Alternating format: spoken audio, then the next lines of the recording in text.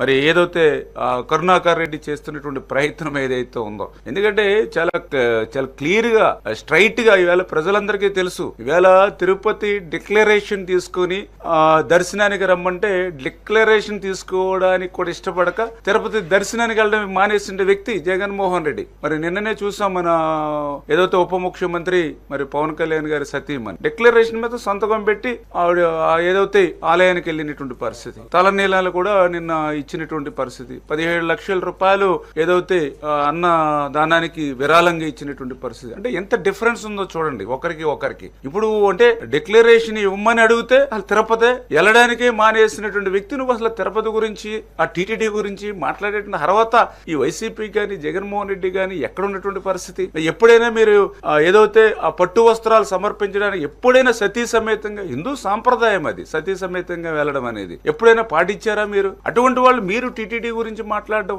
అటువంటి వాళ్ళు తిరుపతి గురించి మాట్లాడడం, అటువంటి వారు హిందువుల గురించి మాట్లాడడం. మీ కరుణాకర్ రెడ్డి మాట్లాడుతూ ఉంటాడు. ఎవరు ఈ కరుణాకర్ రెడ్డి? పూర్తిగా నాస్తికుడు, దేవుడిని నమ్మను అన్నటువంటి వ్యక్తి కరుణాకర్ రెడ్డి. ఆయన చరిత్ర ఎవరికి తెలియదు. మరి ఆయన మ్యారేజ్, వాళ్ళ పిల్లల మ్యారేజ్ ఏ సాంప్రదాయం ప్రకారం చేశాడు?